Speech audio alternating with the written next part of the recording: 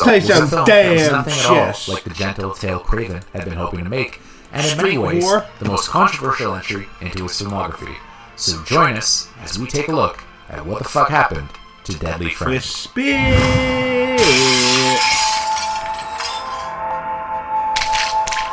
In the early 80s, Wes Craven, despite already being a horror icon for The Last House on the Left and The Hills Have Eyes, found himself attached to a number of very troubled productions.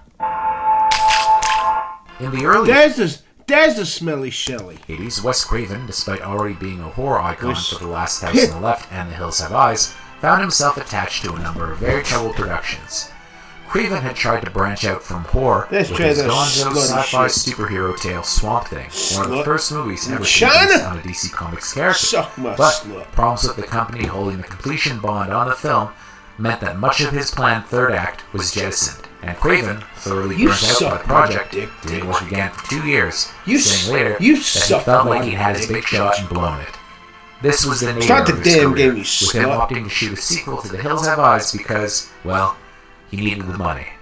The shoot was a disaster, with the film being forced to shut down 2/3 of the way into production, and the resulting film, if you can call it that, which Craven was somehow enticed to finish, was granted a quick, much more release in theaters, going down in its history as perhaps the only movie in which a dog has flashbacks from the first film, in order to allow them to pad the running time. In fact, the only reason The Hills Have Eyes 2 ever came out at all was due to a little movie called The Nightmare on Elm Street. Yes, Wes Craven was at the end of his rope when he hatched the idea of Freddy Krueger, eventually winding up at New Line Cinema, where he was able to piece together enough financing to make it on a threatening budget. The result, of course, made history, and as soon as sequel was planned. However, Craven was less than pleased by the rush to strip and opted to walk away. But no matter. Suddenly, he was a hot property. At the same time Craven made Nightmare on Elm Street, another horror master, John Carpenter, branched out in a big way with the sci-fi romance Starman, which earned him some of the best reviews of his career and a Best Actor nomination for Sci-Fi Fringes. Clearly, this was Craven's moment, so it was off to Warner Brothers, one of the most legendary studios in town, to make a film of the novel Friend by Diane Henstill. This movie, hopefully, would be his Starman. While still somewhat in the horror genre, the finished screenplay was written by Bruce Joel Rubin, who previously written the scene for Brainstorm, also the sex script Jacob's Ladder, which would be made into a movie in the 90s by Adrian Lyne, and would go on to pen the mega-hit Ghost. Now, the film wasn't intended to be a teen slasher. Rather, the idea was to make it a dark romance. Now, Deadly Friend received an excellent post-mortem report several years ago by writer Joseph Madry, writing for Daily Dead, who was able to talk to many of the principals involved, including Rubin, who provided him with several versions of the screenplay, as well as the source novel, which is centered around a 13-year-old boy who's built a robot named Piggy to help him deal with the stress of his parents' divorce, and falls in love with his 11-year-old neighbor, Samantha, who's tragically killed by her drunken father. To save her, he transplants his robot into his newly dead neighbor, reviving her, but all is not well, and the novel ends tragically with both protagonists dying. Craven and Rubin did what was only logical at the time. They made the protagonists teens, and not only teens, sexy teens. This was also the era of, Rocky IV and Space Camp. Every movie had a robot, so the robot in this film suddenly became a lot more central to the plot. But still, no one wanted to make it a horror movie. At first, Craven himself explained his attraction to the project by saying, "The scares don't come from her," meaning Samantha, but from the ordinary people who are actually much more frightening. A father who beats his child is a terrifying figure. That's the one person you're afraid of in this movie. The idea is along the lines that adults can be horrible without being outside what society says is acceptable. To play the lead, Craven cast Matthew Roberto, who was already somewhat famous at the time for having played Albert Ingalls on the long-running Little House on the Prairie. Now, younger viewers may just think to themselves, okay, he was a child star, so what? But they likely don't understand just how omnipresent Little House on the Prairie was to those of us growing up in the 80s. It was everywhere, and Roberto was very recognizable in part. He said on record that Craven had assured him earlier on that for his big first studio film, he had no interest in making a horror movie, but instead it would be a nice little love story. By contrast, Christy Swanson was a fresh face. When Deadly Friend came out, she would have been most recognizable for playing the teen daughter in the popular Disney TV movie Mr. Boogedy, while on the big screen she's the dream girl who the rejected Ducky consoles himself with at the end of Pretty in Pink. After this, she would go on to be the girl who offers Kirk Cameron cocaine in Growing Pains, a very special episode. Trivia, she was dating his father on the show, Alan Thicke at the time. Movie Friend slut would be her first starring role. Swanson, of course, would go on to become famous for playing the big screen version of Buffy the Vampire Slayer, and she had high praise for Craven. Now, if the movie is supposed to be in the vein of Starman, why would there be a scene where the old lady from the Goonies and Throw Mama from the Train gets her head splattered open by a basketball? Here's where things get interesting. With 1 week left to shoot, Wes Craven suddenly started to doubt himself. It had not been an easy time in his personal life. I'll tell you what happened in the year of making Deadly Friend. I discovered, to put it discreetly, that my marriage was no longer anything but a sham. Suck my motherfucking dick, bitch. I was supposed to be directing next Beetlejuice, and God damn it. 2 months into preparation for that, I was yanked from it. God fucking I was supposed to damn it. direct God Superman fucking 4. I damn it. had an interview with Christopher Reeves, and he said, Wes Craven will never direct my film. I was being sued for about $30 million by somebody who thought that I had copied a script that was so different from Nightmare on Elm Street that you can't believe, but I was being sued, and I was not, at that time, covered by the errors in emission policy, and New Line was letting me fruit and dangle in the wind. All of that was going on at the time. At the same time, A Nightmare on Elm Street had proven to be a smashing success, and the studio urged Craven to add a little gore to the film to liven things up. He obliged, adding a gory dream sequence, which would prove to ultimately be the film's undoing. As Craven explained, in the last weeks of shooting, I made one little nightmare scene and put it into the film. It was the big hit of the screening. So then they came to me and said, listen, what we need is more of that stuff. What we're doing is adding to the deaths of a few of the people. A jump to the beginning, a new closing scene, and 2 nightmares. The sort of Wes Craven touch. And indeed, the film was tested for an audience of teens who soundly rejected the tame film Craven had made, and this is when studio head Mark Kenton demanded Craven and the writer come up with 6 gruesome death scenes to add to the film, necessitating a major overhaul that, in effect, changed the film's genre, turning it into a much more routine slasher. Craven was strong-armed by the studio, and the gore scenes included the now infamous basketball murder. Did she have a spit effect by the studio, and the gore scenes included the now infamous basketball with a spit effect, with spit effect arm, with a spit. Come on, you son. Come on, you son of a slut. With a spit effect. Craven was strong-armed by the studio, and the gore scenes included the now infamous basketball with a spit effect. The title of the film, Friend, was no longer appropriate. Thus a change at first to artificial intelligence, then to AI, and this, of course, all made it sound like a robot movie, which only kind of half is, although the robot, BB, apparently cost a hefty $20,000 to construct. Much of the more whimsical character-based plot was excised, with the added gore scenes for the film being too scattershot. At times, it played like it was a PG-13 love story, while at others, it was a hardcore R-rated horror flick. Obviously, the studio decided to go all in on the horror aspect. The film was especially controversial thanks to the tacked-on horror ending, where Samantha's corpse turns into a robot and kills Paul, the lead. Bruce Rubin explained that this was solely the work of Ken, explaining, of course, that you don't tell President of Warner Brothers that his idea stinks. The film's fate in many ways would parallel another movie being made at Warner Brothers at the same time, Cobra, starring Sylvester Stallone, where the initial moody graphic action film was, at the 11th hour, shorn of over 25% of its running time after running afoul of the MPAA. Deadly Friend would get an R rating, but the graphic scenes that the studio insisted on led to a logjam with the film's release, with it being resubmitted to the ratings board 13 times. The final edit was mostly the work of a studio fix-it man named Michael Elliott, who would later go on to do similar overhauls on R-rated action flicks like Showdown in Little Tokyo and Out for Justice. In the end, it was all for nothing, as the film wound up being a disaster, grossing only $8.9 million at the box office, although like many films of the era, on VHS, it went on to become something of a cult. Craven himself didn't mince words on the film's ultimate fate. That was also my first big studio film. Suck my dick, bitch. I'm amazed God damn it. is watchable whatsoever. Indeed, the failure stung enough that Craven returned to the fold at New Line 4 Nightmare on Elm Street 3, the Dream Warriors, hatching the premise of the sequel, and writing a script that eventually would be heavily rewritten due to it being just too ambitious for the scope and expensive.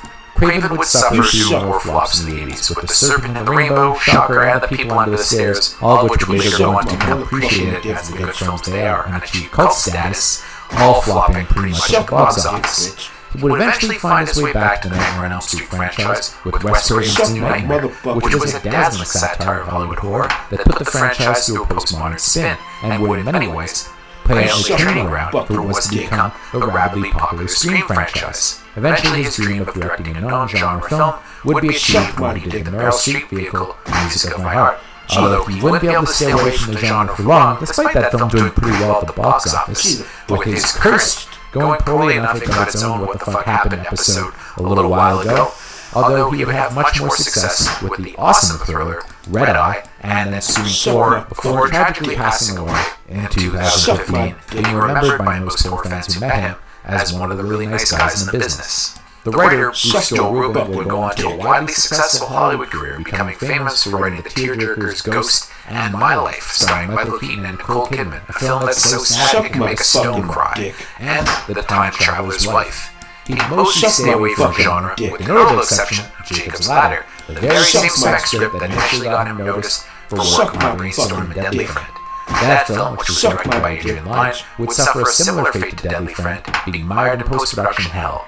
Despite the finished project suffering mightily from studio meddling, Rubin has always said that he has mostly fond memories of working on Deadly Friend, with him mentioning that Swanson was very kind to his young child, who had a big crush on her, while he'd also say Craven was exceedingly kind to work with, even going so far as to say that his time working with Craven was the happiest of his career, even if the finished project amounted to very little. The film itself would eventually become something called item being discovered on VHS and DVD, and has even been talked of remaking it. However, what Wes Craven's fans really want is a reconstruction of the original version that was test screened before the various reshoots, although it's only that footage Stupid! Restoring movies from the era is very hit and miss, and if Craven himself didn't hold on to the first cut, it's unlikely that it survives, leaving Deadly Friend only available in its Suck my mother. God damn it. God damn it. Sit away from me, please. This is something I can't.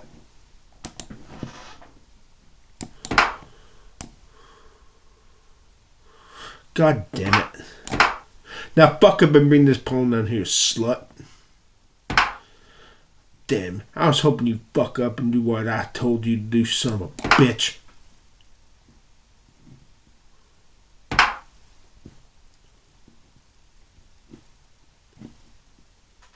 You suck my motherfucking dick, bitch. You suck my motherfucking dick, bitch. Suck my dick, bitch. Suck my dick, bitch. Suck my fucking dick, bitch.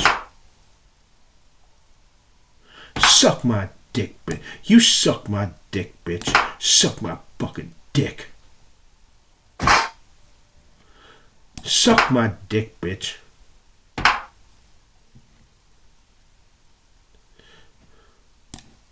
You suck my motherfucking dick, bitch. God damn it. God damn it. Jesus fucking Christ. Christ or fuck. Christ or fuck. What the god? Get that goddamn piece of shit out. Get that goddamn shit off my fucking thing, you son of a bitch. God fucking damn it. In 1984, Wes Craven was coming off of the massive success of A Nightmare on Elm Street, a film which, for better or worse, would reinvigorate and change the horror genre for years to come, with the new emphasis being on colorful villains, ultra-gruesome violence, and volume, with sequel after sequel being released each and every year. Yet Craven, who was initially offered a job directing the controversial sequel, A Nightmare on Elm Street 2, Freddy's Revenge, opted to depart the low-budget New Line Cinema for the greener pastures of Warner Brothers, where he hoped he'd be able to branch out from the horror genre by signing on to direct a science fiction thriller called Friend, which was described as being in the vein of John Carpenter's Starman from the year.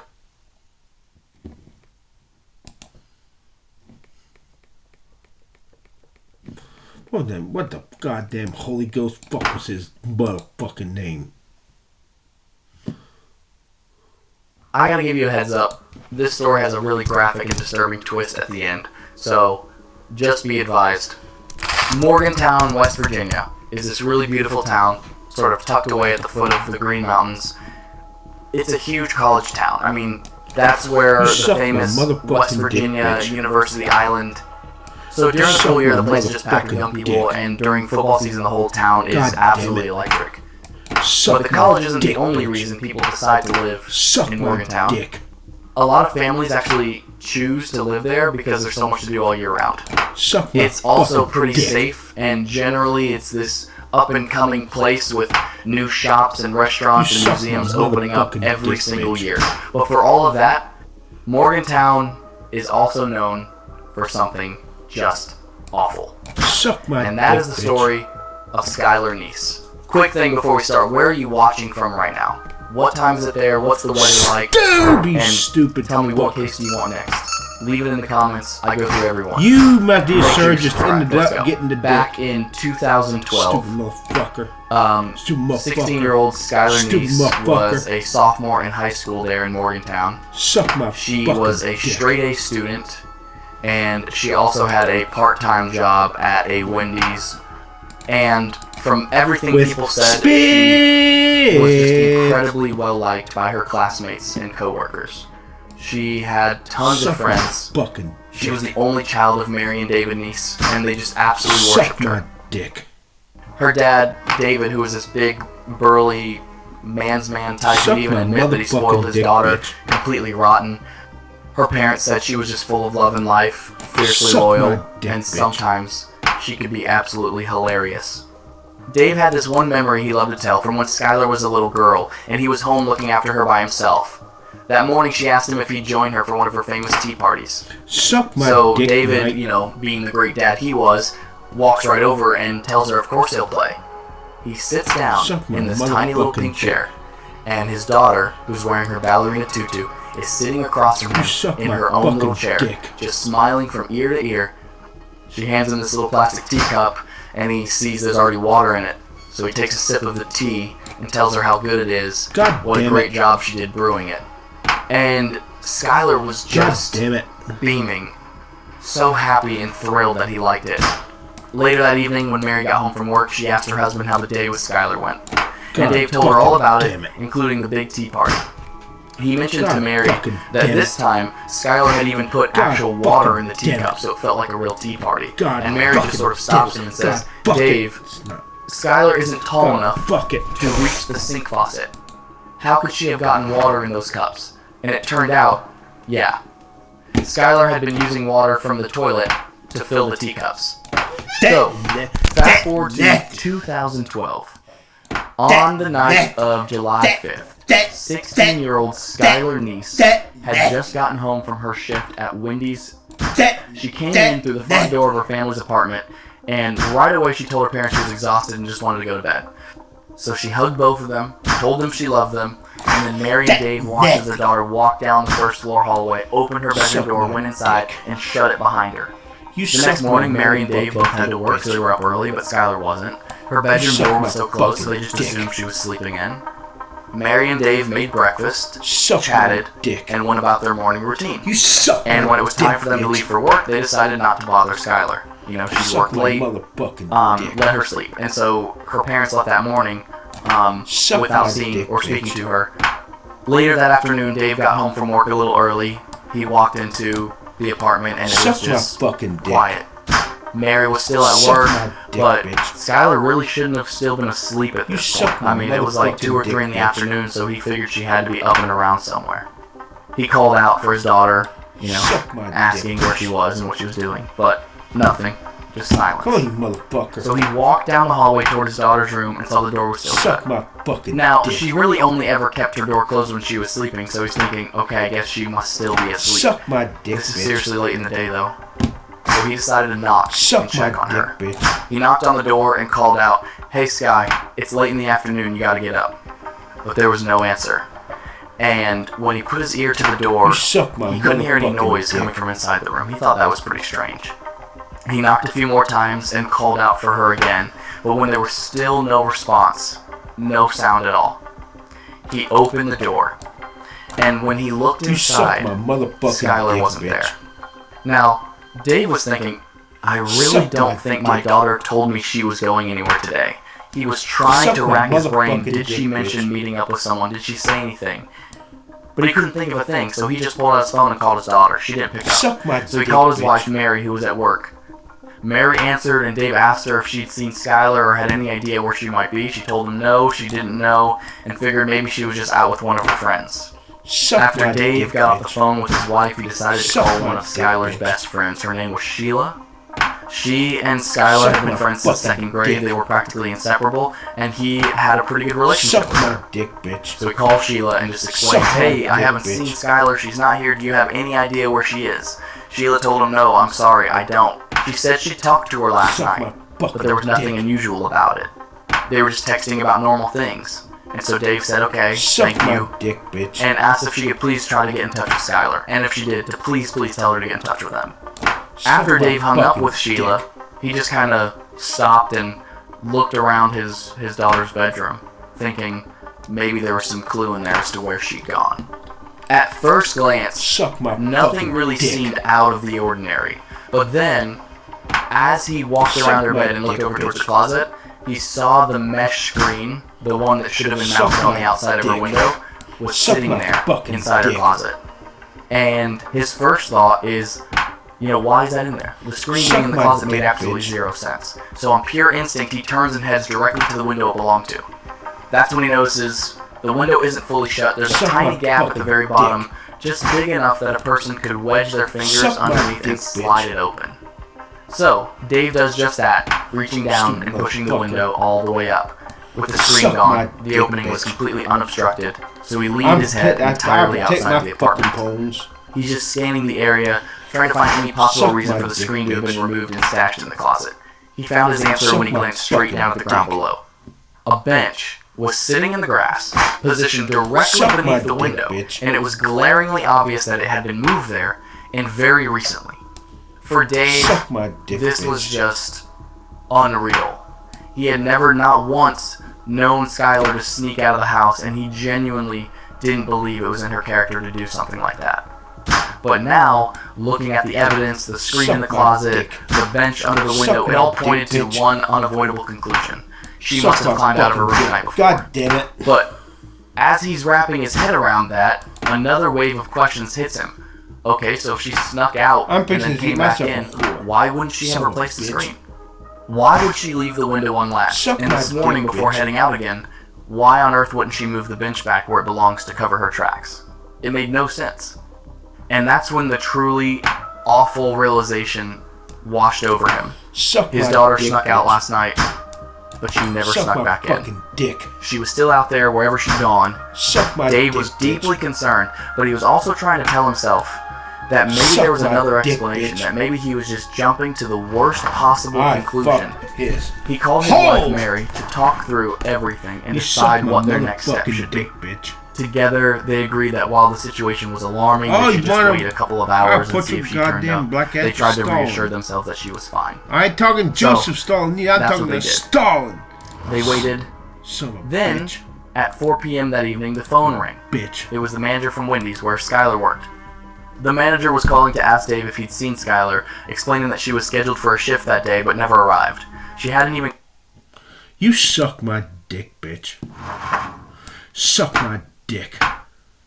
You suck I really don't want to get into it because I don't want anybody to be misled and try and figure out what I did and go down that route. I don't know much about witchcraft. Well, you don't want to. When you open up the doors to the dark, they're not going to wait to be invited in. They're coming.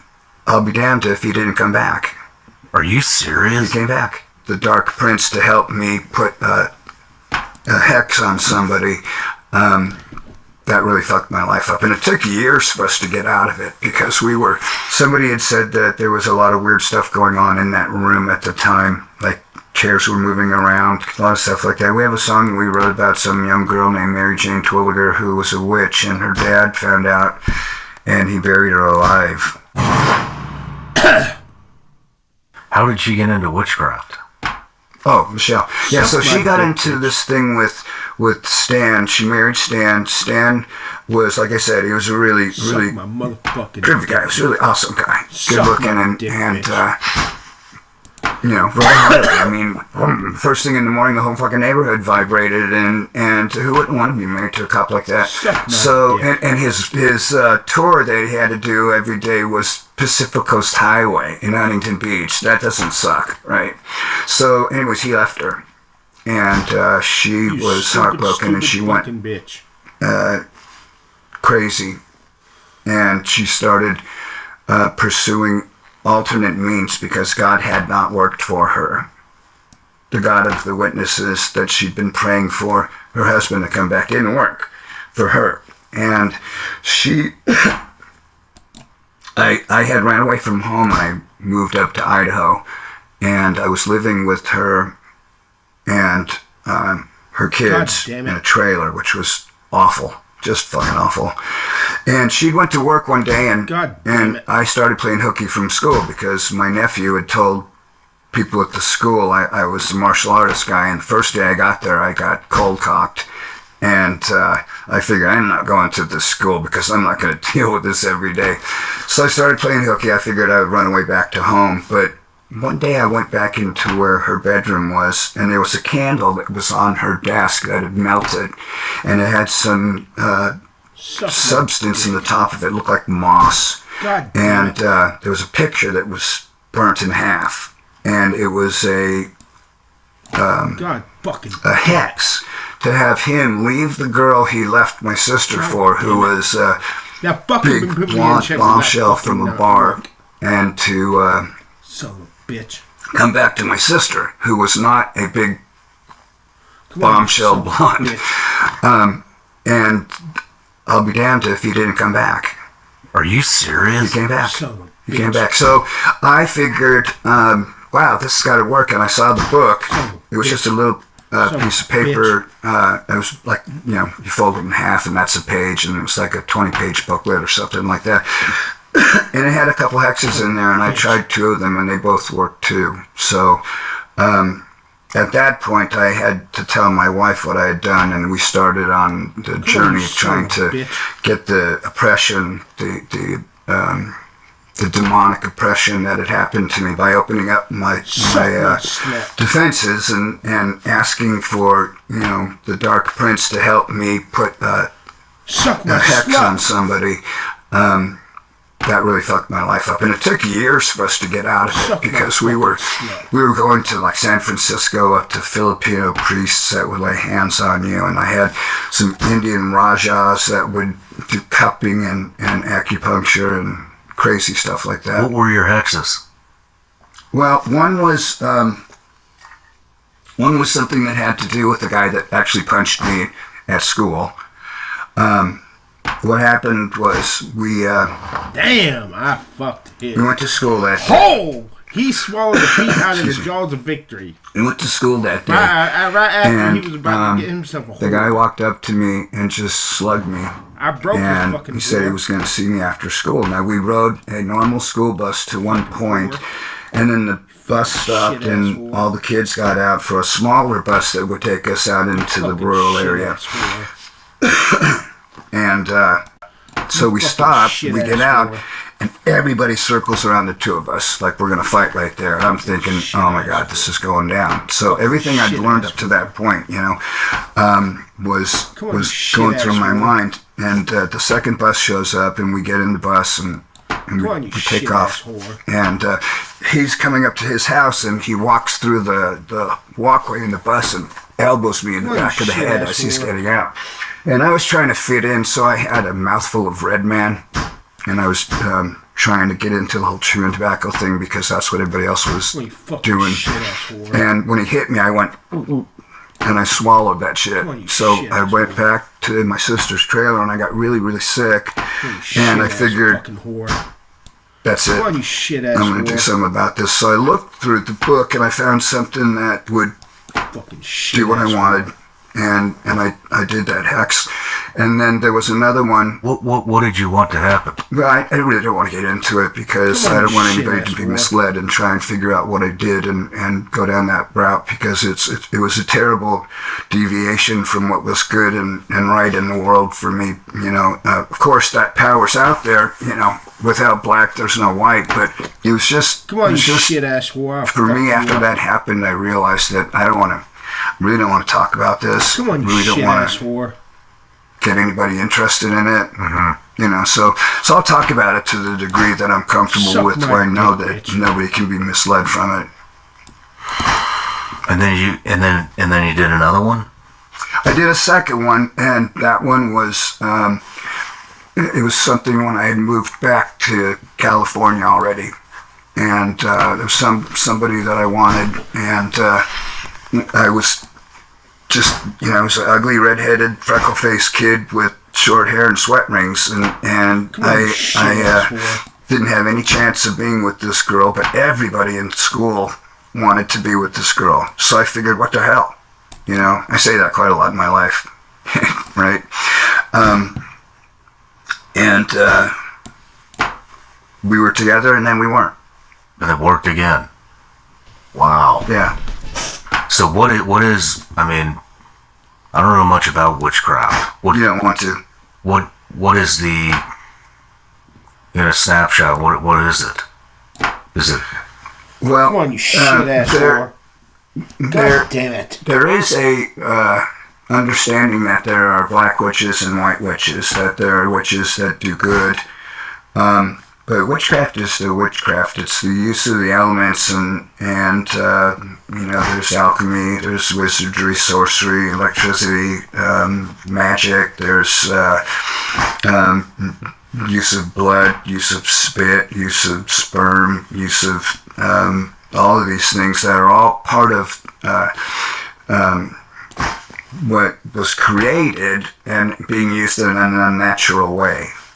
So, for me, I when I walked away from practicing any kind of witchcraft, because I didn't practice it. I did it 2 times, and both of them worked, and then I went, this is bigger than I am, and I'm not going to mess around with this. And so we wrote the song The Conjuring, and there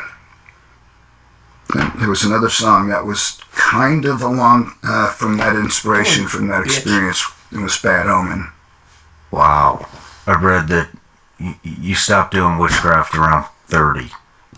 Sounds like it went on for about 15 years. That ended way before that. Okay. I'm pretty sure.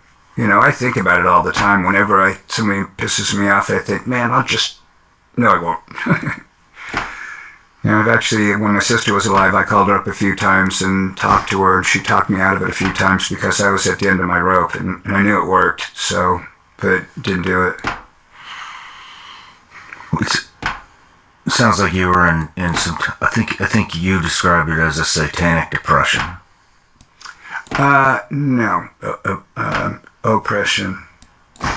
It was like a possession, not depression, like having a spirit on you. How so?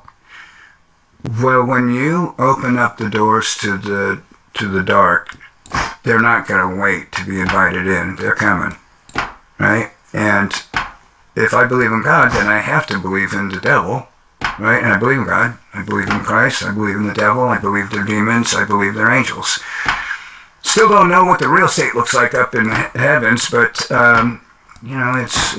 I've got a pretty good understanding of a lot of that stuff, and I don't know, the stuff that happens when you get really drugged out. A lot of times you start to do really unnatural things. Because you're on drugs. Well, why wouldn't you? You're not yourself. You either have liquor in you, which is called spirits for a reason, or you're on stuff that's like an opiate, which makes you think everybody's your friend, and or you smoke pot and you're paranoid of everybody, or you take sedatives, which for some people they need them. They need them to be able to not wear the people out around them. And other people need stimulants, like children who have been diagnosed with ADD or ADHD.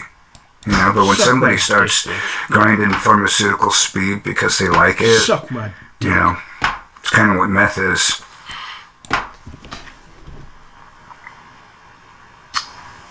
So do you think you were possessed? Oh, I know it was, because we tried to get my life in order, and stuff just kept happening, and we would go see people who were spiritual in nature, and they would say that they see something. The priest that was in... we went to go see I forgot, I told Darren all this stuff too. We had been talking about what had happened, Pam and I, and I said that I wanted to get rid of this. So we went to this person. Her name was, I think it was Caroline somebody. And got a fucking cancer. Her husband was a Green Bay Packer football player, so I thought it was legit. Bitch. And she was a doctor, so she would do these kind of clearing things. And she had this Indian guy that was a Raja come over. He was like a priest that did laying on hands, cupping, acupuncture. And so he came over and he said, when he was doing the acupuncture on me, he was meditating behind me and he fell over.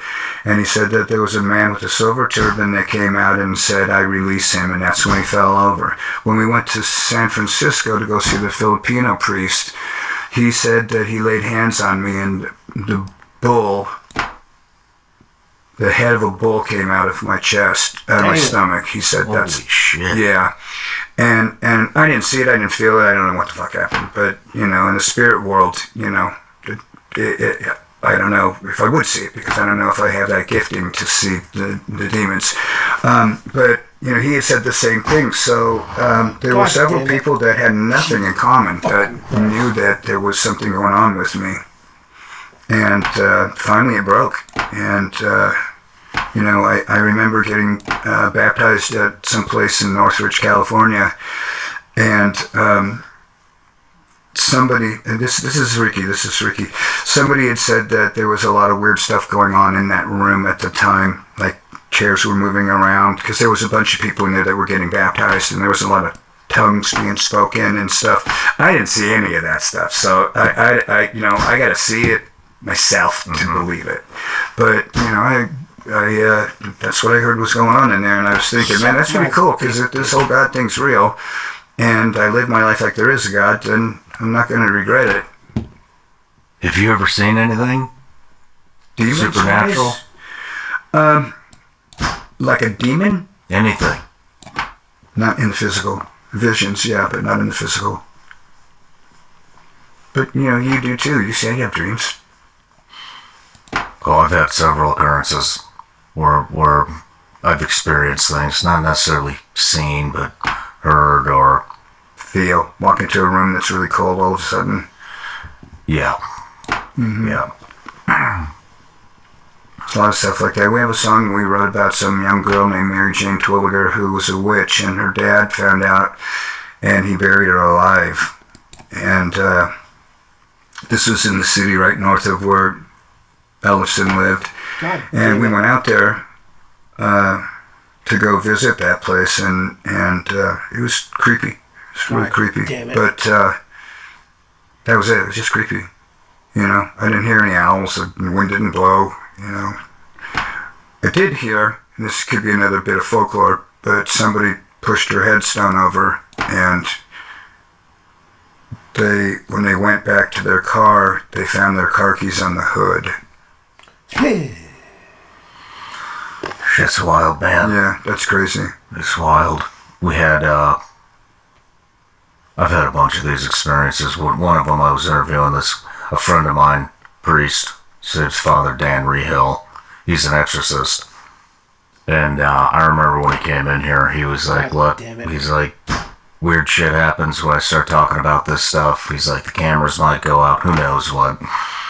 And he was talking about exorcisms. And then he brought up Christ. And the AC in it right there just went on full blast, like immediately. It just started whooshing. I mean, I've had a bunch of these experiences, but that's awesome. It's made me realize how real the spiritual realm is. It's real. And, you know, just to move on a little further, I mean, at some point, after you found Christ again, you quit singing, you quit performing certain songs. What songs were those? No matter where you're watching Sean Ryan Show from, if you get anything out of this, please like, comment, subscribe, and most importantly, share this everywhere you possibly can. And if you're feeling extra generous, please leave us a review. Son of a bitch.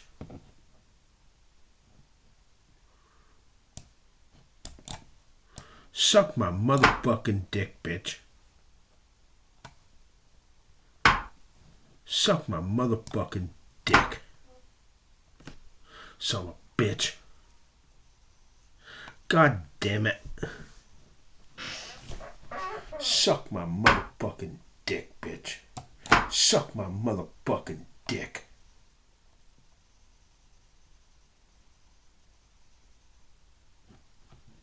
You suck my motherfucking dick, bitch. Suck my fucking dick. God damn it. Suck my fucking dick, bitch. Suck my dick, bitch. Now fucking bring this goddamn... You stupid motherfucker.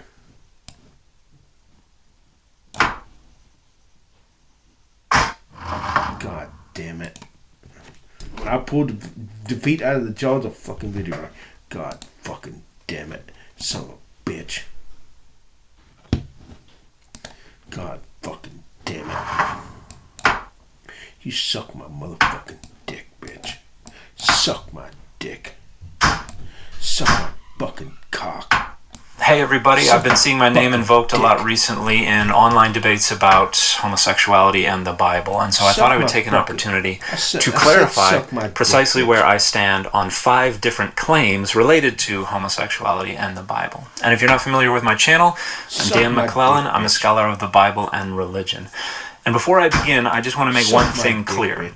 If you are leveraging or deploying the Bible to condemn homosexuals or homosexuality or LGBTQ plus identities, you need to fix your hearts, because you're not engaging the Bible in a consistent or a thoughtful or an insightful or a very principled or constructive way. You're just leveraging the Bible to serve the interests of your own identity politics. And if your identity politics incentivize you to minoritize, marginalize, and oppress already vulnerable groups, then you need to grow the hell up and do so much better. Now, claim number 1 is that the Bible has nothing at all to say negatively or positively about homosexuality. I think there's a sense in which this is 100% true and a sense in which this is 100% false. And it comes down to what precisely you mean by homosexuality, because it does not always mean the exact same conceptual package. It can be used, and it is most commonly used, to refer to a homosexual orientation. And if that is what somebody is indexing by their use of the word homosexuality, then that is nowhere to be found in the Bible. It is not referred to in any way, shape, or form whatsoever, because our modern notion of a sexual orientation has really only been developing since the 19th century, and it is entirely unrelated to ancient concepts of human sexuality and sexual ethics and what might incentivize people to seek out intercourse with members of the same sex. They understood how that worked in wildly different and wildly outdated ways. We have a much better understanding today. So in that sense, the Bible has absolutely nothing whatsoever to say about homosexuality.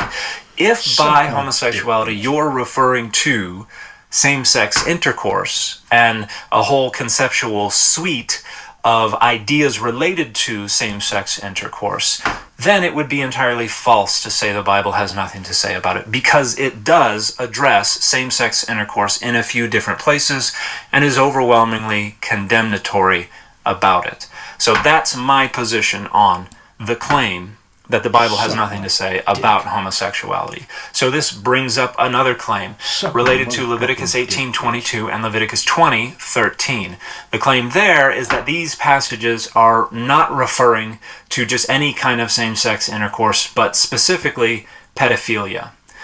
I disagree with that claim. That has been a somewhat common way to interpret Leviticus 18:22 and Leviticus 20:13, but I don't think the argument for that is particularly convincing. And there are some who argue that that was how the passage has always been translated down to the King James Version or down to modern translations, and that is not accurate.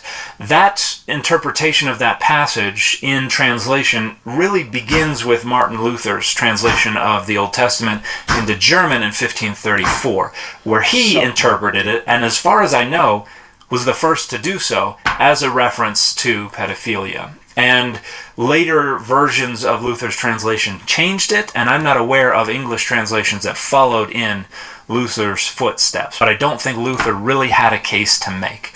And if you would like to see a recent discussion on the many different ways scholars have interpreted this passage, this article from Currents in Biblical Research by Mark Stone is really good. Don't Do What to Whom, a survey of historical critical scholarship on Leviticus 18:22 and 20:13. That's from 2022. I think that does a really good job. If you would like to see the article that I think makes the best case for how we should understand Leviticus 18:22 and Leviticus 20:13, and specifically as a prohibition on a man taking the insertive role in an act of male same-sex intercourse, I would check out this 1994 Journal of the History of Sexuality article by Saul M. Olyan. And with a male you shall not lie the lying down of a woman, on the meaning and significance of Leviticus 18:22 and 20:13. Now, the third claim has to do with Genesis 19, and the claim there is that the story of the destruction of Sodom and Gomorrah is not a lesson about the evils of homosexuality. And this I 100% agree with. And this is the scholarly consensus. Most scholars agree this is a story about inhospitality. In Genesis 18, Abraham has put on display exemplary hospitality to God and to the two angels.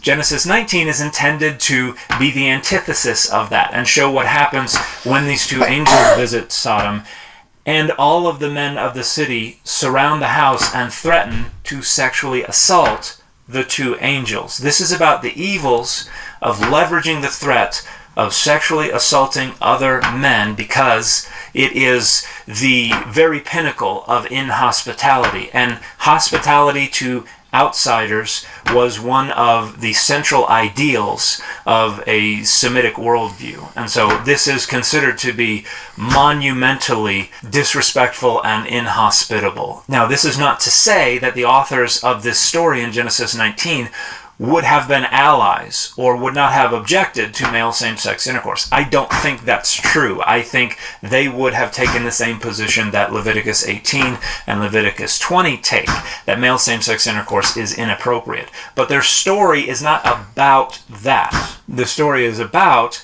how monumentally inhospitable it is to threaten outsiders with sexual assault. And that brings us to claim number 4. And this has to do with the condemnations of same-sex intercourse that we find in the New Testament, in Romans 1, in 1 Corinthians, in the pastoral epistles. These are either by Paul, or in the case of the pastoral epistles, someone writing after Paul was dead and just pretending to be Paul.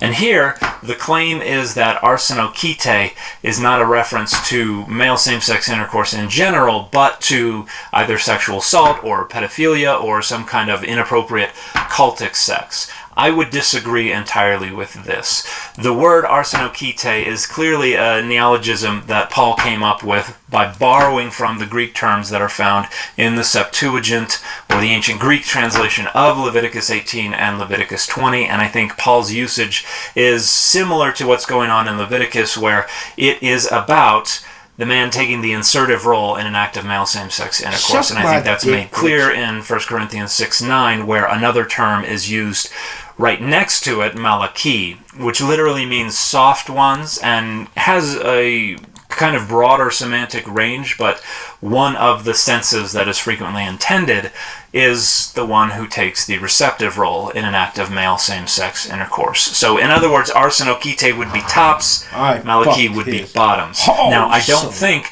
that Paul, or the author pretending to be Paul, had any concept of loving, monogamous, long-term, committed, family, same-sex relationships. I don't think they had those in mind and were condemning those as well. I don't think such relationships would have computed for them, because they would have understood human sexuality to mainly be about domination and submission. And so you would either be one or the other. There was no versatile role. And this was certainly not about any kind of loving, long-term romantic relationship. And the fifth claim is the notion that the Bible endorses or favorably represents a romantic same-sex relationship between David and Jonathan. As I've pointed out in a variety of videos, I don't personally think we have enough data to be confident in either conclusion. I think the way the story is told, it could plausibly be a reference to that, particularly related to Saul's shame. But I think it could also plausibly be related to just the fact that Jonathan is supposed to be Saul's successor, but he seems to have this inappropriate friendship with David. I think both of those readings are plausible, and I don't think we have enough data to say for sure that it was most likely one and not the other. So those are my positions on those 5 claims about homosexuality and the Bible, and I want to close with the same thing I opened with. If you are leveraging the Bible to harm homosexuals or to condemn homosexuality or LGBTQ plus identities, you need to fix your heart. Because all you're doing is deploying the Bible in defense of your identity politics. Whether you are aware of it or not, whether you have a sophisticated rationalization for it or not, that's what's happening, and you need to do better. For the benefit of all people, you need to do better. And the fit for this video has been the Todd McFarlane Spider-Man.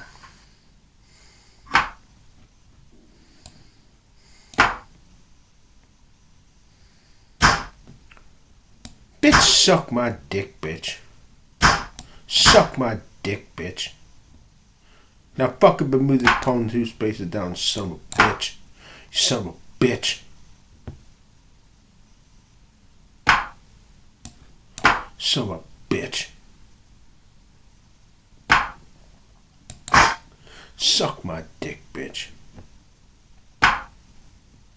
Suck my fucking dick.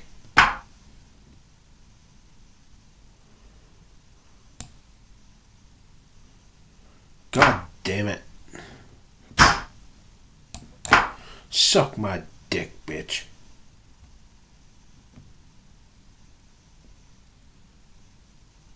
Suck my dick, bitch.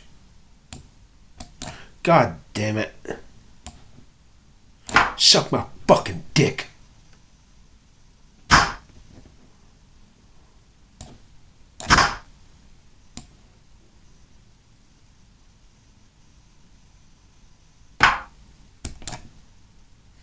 You stupid son of a bitch. Stupid, stupid, stupid motherfucker.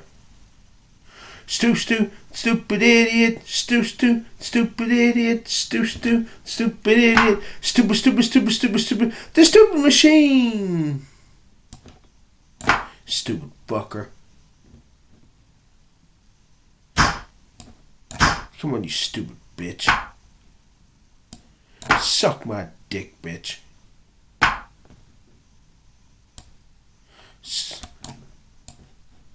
Suck my motherfucking dick, bitch.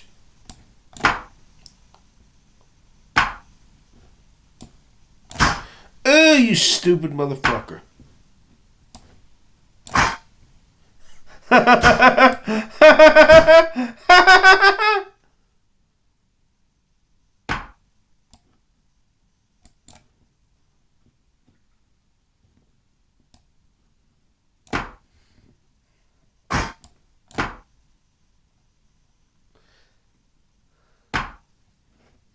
Suck my motherfucking dick, bitch. Suck my motherfucking dick. Suck my fucking dick. Suck my fucking dick.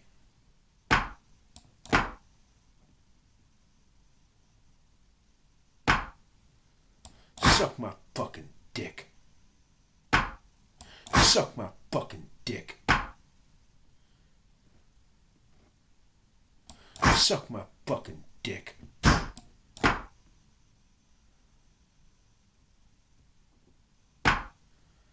Suck my fucking dick.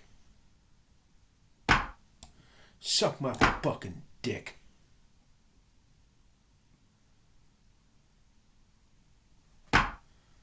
Suck my fucking dick. Suck my fucking dick. Suck my fucking dick. Suck my fucking dick.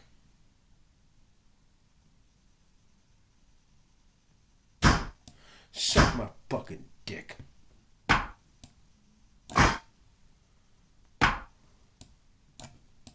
Suck my fucking dick. Suck my fucking dick. Suck my fucking dick. Suck my fucking dick.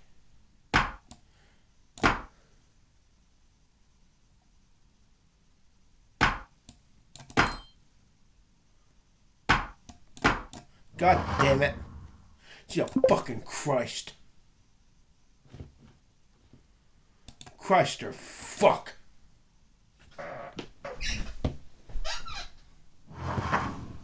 Okay, last fucking game. Win, lose, draw, glitch, abandon the board, site, fuck up. Last motherfucking game. Son of a bitch. You goddamn motherfucker. Goddamn.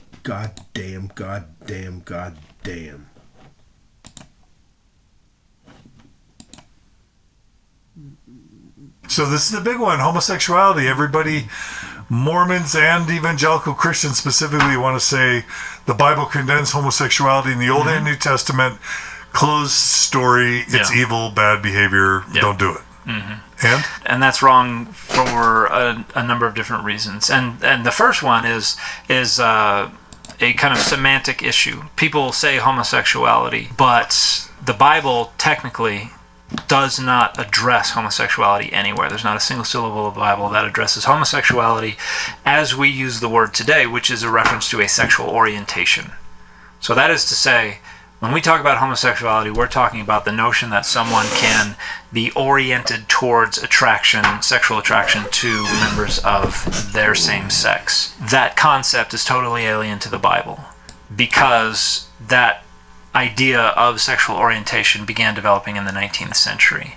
Anciently, they did not have the concept of someone being oriented towards sexual attraction to their own sex as a kind of immutable internal aspect of their psychology. That makes fucking sense. Not to interrupt, but I'm reading just through Google that Carl Maria Kurtbeny coined the word homosexual in an 1868 letter. So, I mean, before some, German psychologist came up with the term, society didn't even have a word to describe what people want to say the Bible forbade 2 to 4 millennia before that word even existed, right? Right. And that's describing something that's a lot broader and a lot more generic than what's being addressed in the Bible. Because once you talk about homosexuality, you're talking about just that sexual orientation, which means someone who may never once engage in same-sex intercourse would be condemned if we talk about the Bible addressing homosexuality. But the Bible never addresses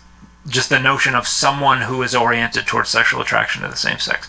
Totally absent from the Bible. So that is inaccurate to talk about the Bible addressing homosexuality. The Bible does address acts of same-sex intercourse. And overwhelming, when it does bring them up, it is condemnatory of acts of same-sex intercourse. However, the way the Bible addresses that, where it does, needs to be properly contextualized because the references are quite limited and also they're motivated by rationales that are totally irrelevant, completely outdated, have absolutely no bearing whatsoever on the way the world works today. And kind of they're kind of modern ideas imposed on the ancient text, is that right? Yeah, because they thought and talked about sex in completely different ways anciently.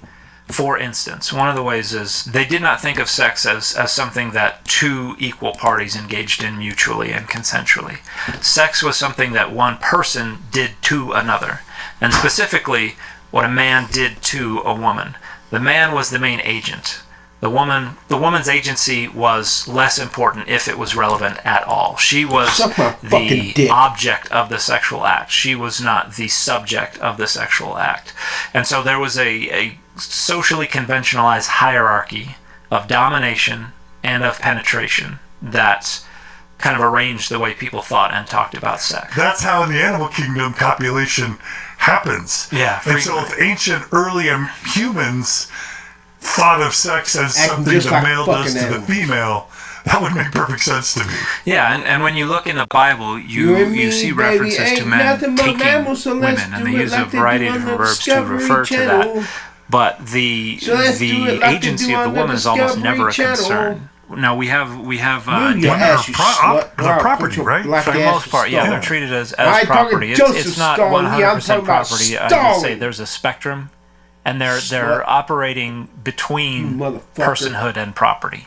Sex was about a role that people played within society, and men were higher up on that hierarchy of domination and penetration. And so for a man to take a submissive role in sexual intercourse was considered to be debasing.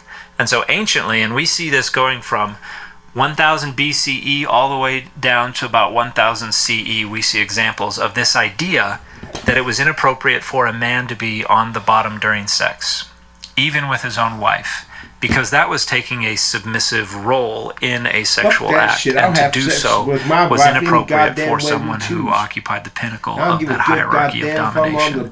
And so we have ancient Mesopotamian, what are called sex omens, that talk about how if a man is on the bottom during sex with his wife, he will, the text says, lose his personal God. Basically, she robs him of his vitality, and for a month, he is vitalityless. He basically has lost his vigor. We see something similar there's a Talmudic text that says if a man is on the bottom during sex with his wife, he will be stricken with diarrhea. And we have the alphabet of Ben Sira, which is this famous text that's riffing on the Garden of Eden, which is where we get the idea that Lilith was Adam's first wife, where Lilith abandons the Garden of Eden because the text says she wanted to be on top. And Adam says, "You're not fit to be on top, only I am fit to be on top." And this is referring to sexual position? Yes. Not like metaphorical power structure? Ultimately, that's what it's pointing in the direction of, that the sexual position is a reflection of social roles. But so she storms out and goes off, and God sends 3 angels after her, and she doesn't want to come back, and I've talked about that in a number of other places in the past. But ultimately, for the course of 2,000 years, and we've seen it in other places as well, for a man to be on the bottom was a violation of his social status. And so similarly, for a man to take a submissive position in a sexual act with another man was even more debasing, because now not only was he taking a submissive position, but was actually taking the receptive role rather than the insertive role. And so it's kind of doubling up the debasing and the lowering of himself on that hierarchy of domination and penetration. So when we see... In other words, homosexuality would be wrong because the man that was on the bottom would be lowering himself to be the status of a woman. Right. Did I get that right? Yeah, more or less. Which is super sexist. Yeah. And there were a handful of ways that this is addressed in the laws of other nations. For the most part, it was kind of, it was there, and they didn't have too much of an issue with it. But when it is addressed, it seems what we see is this idea that society, it would be natural for a man to want to take the assertive role with pretty much anything. Like if you're walking around with a hammer, you're looking for nails, basically. So it is understandable that a man would want to take the assertive role with someone who may not be a woman. So there were ways that they rationalized why men might engage in same-sex intercourse, taking the assertive role. A man seeking out the receptive role, however, was not easily rationalized. That didn't make any sense to them. And so that was something that was pathologized. Someone who sought out the receptive role had something seriously wrong with them. It's like, why would you give up power and status? Right. Is that right? Yeah.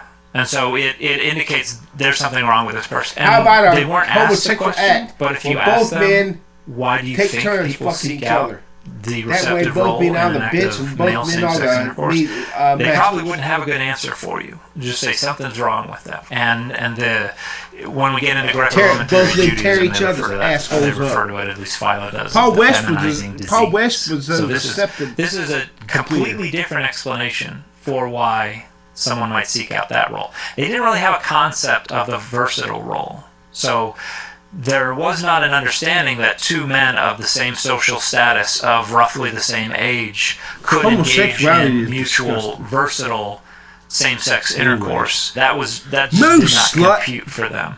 So when we have Leviticus 18:22 and Leviticus 20:13 addressing male same-sex intercourse, they're limited to male same-sex intercourse. They don't mention female same-sex intercourse at all, and that is conspicuous. Because immediately after those verses in both chapters, they go on to say, oh yeah, you can't have sex with animals, and also women can't either. So they make sure to include the women in the very next verse. They totally ignore the women when they're talking about same-sex intercourse. So this has something to do with the fact that a male plays a specific role in sexual acts. But in other words, Old Testament isn't prohibiting lesbianism at all. There's no reference to it anywhere in the Old Testament. The Christians who want to denounce homosexuality, that's a problem. Well, that... at least all from the Old Testament. From the Hebrew Bible, there's no reference to it whatsoever. There's one reference to it in the New Testament. Okay, we'll get there. Yeah, we'll get there. Okay. So Leviticus 18:22 prohibits a man from engaging in an act of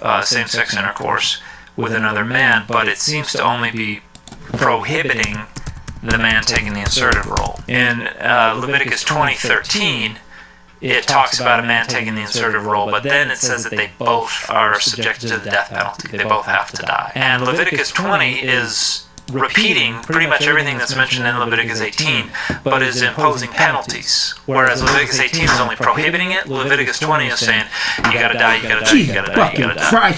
But it expands the responsible parties, and most of Leviticus 18 is talking about prohibited sex between men and relatives. And when you get to Leviticus 20, they both die. And the woman's agency is not a concern in either of these chapters. So it's not saying both parties are equally responsible for engaging mutually and consensually in this sinful act.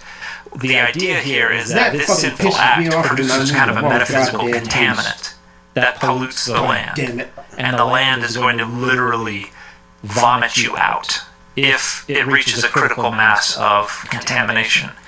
And so the only way to purge the land of this metaphysical contaminant is to kill both parties in this sinful act. And so you see this where it's talking about men engaging in intercourse with relatives, with specific in-laws, and you also see it in the prohibition on bestiality, where the animal and the human die. And so it's very clearly not saying both parties are equally guilty of choosing to engage in this sin.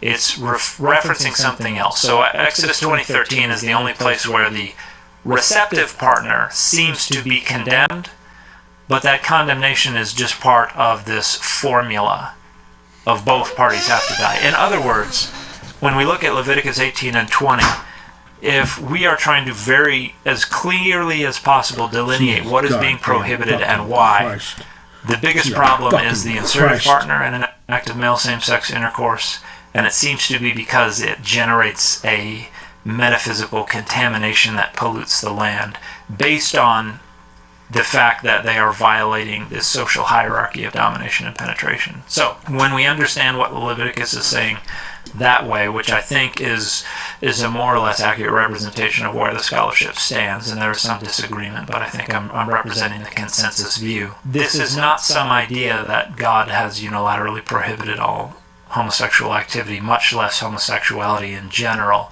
It is reflecting a specific idea about the harm of these sinful acts, and it is prohibiting it for members of the house of Israel who are in the land of Israel. And even Jewish scholars have said, this does not apply to anyone who is not a member of the house of Israel. This does not apply to anyone who is not residing in the land of Israel.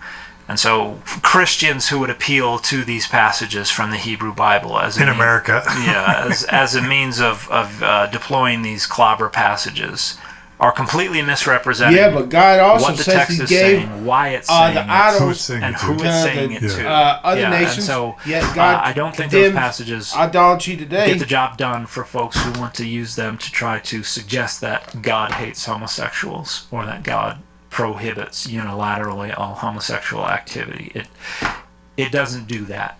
It prohibits a specific act for a specific reason that is not relevant to any Christian today in the 21st century. And as far as the Old Testament goes, you have at least two other problems. Tell me if I'm right. One is if you're going to interpret the Old Testament to saying that homosexuality is evil, if you're going to take that interpretation, it's like if you have to pick up one side of the stick, you pick up the other. It says the consequence needs to be death penalty. So any modern Christian that's going to take away from the Old Testament that homosexuality is evil, wouldn't they need to take away also the interpretation that God wants all gay people killed? Well, and that's where we get into the fact that everybody's negotiating with the Bible. And you have lots of different ways that Christians try to figure out a way to maintain the prohibitions they want from the Hebrew Bible without maintaining the punishments that are prescribed. And what else is forbidden in the Old Testament? Oh, all kinds of things. You got to stone your disobedient son to death. Women can't wear pants. That is an abomination as well. Shellfish. There are all about menstruating.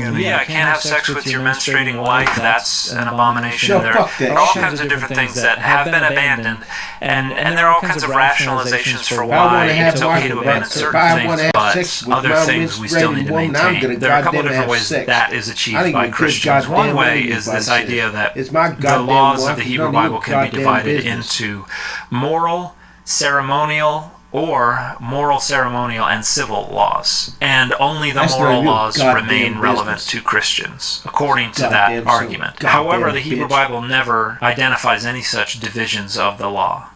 The Hebrew Bible treats them all equally. It's not until the 2nd and 3rd century CE that we begin to see Christians we've just gotten over the argument about whether or not we're going to keep the Hebrew Bible. Now that we've decided we're going to keep it, we have to figure out what's still relevant and what isn't. And so that's when you begin to see this idea bubble to the surface of, let's divide them up into moral and ceremonial laws, and let's get rid of the ceremonial, and then later on you have the addition of a civil division. So that's one way Christians rationalize why some laws are still in force and some are not, although that is not consistently applied. Because if you look at the Ten Commandments, some of those are ceremonial laws, and we still consider those to be in effect. And if you look in the only part of the New Testament that says these are the laws we're going to keep, that's the book of Acts, following the Jerusalem Council. They say, okay, we're going to let the gospel go to all the Gentiles, and there are 4 rules that we all have to keep. And this is basically, here's what we're going to do from the Old Testament. No fornication, no idolatry, no eating meat that has been strangled, or meat that has been offered to other gods. In one place there are 4 of them, in one place there are 3 of them. But those are 2 moral laws and 2 ceremonial laws. So even in the New Testament's own explicit explanation of what we're going to keep, it doesn't follow that division of the laws. And also Paul doesn't care about what other foods you eat. So Paul would say, well, it's only the 2 of them. So we have inconsistent ways of negotiating with the text. And another way is to say, any law that Jesus repeated in the New Testament is still in force. But that way you also have problems with the fact that there are a lot of things that Jesus didn't repeat that a lot of Christians consider to be in force. So there are problems with the ways that Christians negotiate what from the Hebrew Bible they consider relevant. But there's none of them would agree that we have to still impose the same well, not none of them. Certainly there are people who would say that, but for the overwhelming majority, the death penalty is not realistic, and so we're already negotiating with it, even if we want to hold on to it. Okay, so that kind of covers the main passages people cite in the Old Testament. Is that right? In the Hebrew Bible, yeah. Well, no, there's one other, and that's Genesis 19, which is about Sodom and Gomorrah, but that's The problem there is not homosexuality. The problem there is sexual assault and inhospitality. Basically, you mentioned earlier, if you take the submissive position, you are having power taken from you. And this is what the men of Sodom want to do to the angels that are in Lot's house. They want to sexually assault them as a means of demeaning them, debasing them, robbing them of their power. So that is considered the most heinously inhospitable thing you could do for guests who are not from your area. And that's what the condemnation is about, the inhospitality. And we have a parallel story in Judges 19 where a Levite is traveling, stays over in a town because he knows there are Israelites there, comes into a house, has his concubine, and the men of the city surround the house and demand that he be led out so he can be sexually assaulted. And the story there is more explicitly kind of exposing the inhospitality of these people, and that's what the Levite is ultimately so upset about. But just like Job, the Levite offers the woman he has at his disposal and basically shoves his concubine out the door, and they sexually assault her, which results in her dying later. And so in Genesis 19, Job offers his daughters, and this is a way of saying Lot offers his daughters, and this is a way of saying Lot is so hospitable to strangers that he's willing to sacrifice members of his own family to protect the power, the honor, the social position of his guests. So this is a story about inhospitality. That is how it is referred to in Ezekiel, who actually says the sin of Sodom is an overabundance of bread, prosperous ease, and she did not strengthen the hand of the orphan and the widow, or the oppressed and the downtrodden. All the other passages from the New Testament. So that's everything from the Hebrew Bible that I can recall. You fell for that like a sack of tons of bricks of shit. I was hoping you'd fall for that fucking shit. With a more informed understanding of the Hebrew Bible is rape or assault or inhospitality. Yeah. It's not gay sex. Correct. And even there are parts of the world still to this day where sodomy, sexual assaulting a man, is a means of punishment, of demeaning power. And in fact, I have a friend who mentioned while he was serving in the army that he heard stories about people where if somebody committed a crime in a village, the punishment would be the other person's family would send men over to sexually assault him. And this was not because they were sexually attracted to men. It was because that was a tool of punishment and of taking power. And so that was a way to rectify the situation. And so what's going on in Genesis 19 has nothing to do with homosexuality as a sexual orientation. These men were not trying to sexually assault Lot's guests because they were sexually attracted to men. This is about inhospitality and the use of sexual assault as a heinous example of inhospitality. Then we get into the New Testament, and really there's only one author who has anything at all to say about same-sex intercourse, and that's Paul. And it's worth saying Jesus said nada, right? You think if Jesus were the guy, right? If Jesus were the man, the ultimate authority, and he really cared, he would have had something to say about it, right? But yeah, in Paul we have 1 Corinthians 6, verse 9, which refers, it uses two different terms in Greek, malaki and arsenokite. And malaki basically is kind of a derisive term that means something like softies. It's referring to people who are soft, and this is a pejorative reference to men who take the receptive role in an act of same-sex intercourse. So already we're distinguishing the two roles. There's not just one generic anybody who engages in same-sex intercourse, or even anybody who is attracted to members of the same sex. It's men who take one role, and then arsenokite is a neologism that Paul comes up with based on the Greek translation of Leviticus 18 and 20, which means men betters, something like that. And so that would be the one who takes the assertive role. Takes it up and the so asshole. We have those two roles are mentioned as people who will not inherit the kingdom of God. goddamn desire for that and then Paul goes into a tiny bit more detail in Romans 1, where he's describing the depravity of the Greco-Roman world, where he says they have the worshipping animals and the works of their own hands. They're worshiping the created rather than the creator. And he suggests that natural theology, or the idea that nature itself testifies of God. Therefore, anyone who can perceive nature has no excuse for not worshiping God appropriately.